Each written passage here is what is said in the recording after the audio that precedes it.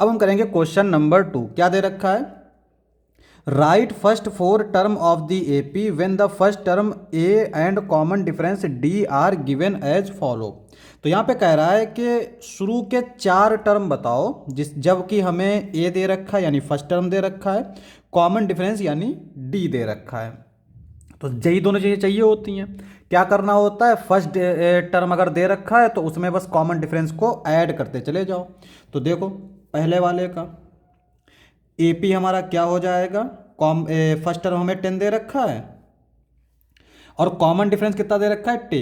10। तो इस डी को बस इसमें ऐड करते चले जाओ। तो पहले ये 10 दे रखा है, फिर जब 10 ऐड करेंगे तो ये 20 हो जाएगा, फिर 10 ऐड करेंगे तो ये 30 हो जाएगा, फिर 10 ऐड करेंगे तो ये 40 हो जाएगा, और इस तरह से ये चलता चला जाएगा। सेकंड 4 टर्म पूछे तो 4 टर्म हमने लिख दिए। एपी हमारा क्या आ जाएगा? देखो पहला टर्म दे रखा है -2, कॉमन डिफरेंस दे रखा है 0, यानी -2 में 0 ऐड करोगे -2 ही रहेगा, फिर -2 में 0 ऐड करोगे तो भी -2, फिर -2, यानी ये हमारी क्या है? कांस्टेंट सीक्वेंस है, क्योंकि इसमें कोई भी चेंज नहीं है, एक जैसी चलता चला आ रहा है। थर्ड वाला हमारा क्या दे रखा है? ए दे रखा है 4 और कॉमन डिफरेंस दे रखा है -3। तो 4 में -3 ऐड करना है, समझो 4 में -3 ऐड करना है। तो -3 जब ऐड करेंगे तो प्लस माइनस 4 में से 3 गया 1, तो बेसिकली ऐड की बजाय यहाँ पे सब्ट्रैक्शन हो रहा है। तो 4 में से 3 गया 1 और 1 में से 3 जाएगा -2 में से 3 जाएगा तो -5। समझो यहाँ पे अब इसमें से अगर हम 3 को माइनस करेंगे तो यह आएगा -2, और इसमें से अगर हम 3 को माइनस करेंगे तो माइनस माइनस जब होते हैं दो तो ये जुड़ जाते हैं, यानी कि ये आ जाएगा -5। इसी तरह से अगर इसमें हम -3 करेंगे तो -8 हो जाएगा, है ना। तो इस तरह से ये चलता चला जाएगा। अब हम लोग देखते हैं नेक्स्ट। तो ये है फोर्थ पार्ट ए पी। क्या दे रखा है? ए हमें दे रखा है -1। अब इसमें हमें क्या ऐड करना है? 1/2। तो -1 में 1/2 ऐड कर लो। हम लोग जो कंफर्टेबल होते हैं वो पहला टर्म हमारा प्लस का हो, दूसरा माइनस का हो। तो इसको इससे मल्टीप्लाई करेंगे तो ये आ जाएगा -1/2। -1/2 में यानी सेकेंड टर्म हो जाएगा -1/2।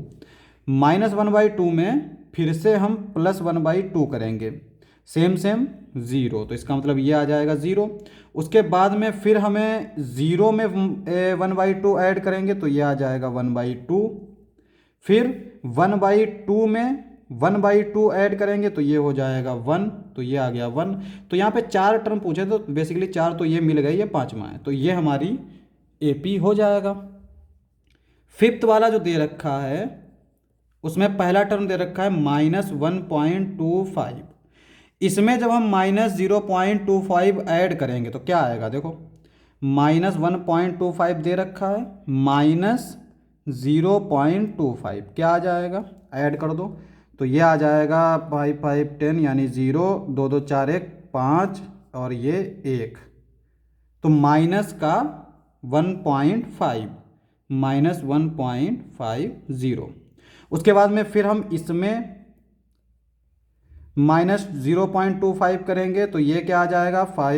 ये 50 है ना इसमें, तो ये आ जाएगा 57.1, वो भी माइनस का -1.75। इसमें हम फिर 0.25 ऐड करेंगे -1.75 में फिर करेंगे 0.25, तो ये क्या आ जाएगा? -2। तो ये आएगा -2। इस तरह से ये आ गए। कितने टर्म है? 4 टर्म्स। इसका मतलब ये हुआ कि ये हमारे 4 टर्म हो जाएंगे एपी के, तो ये हमारा आंसर हो जाएगा।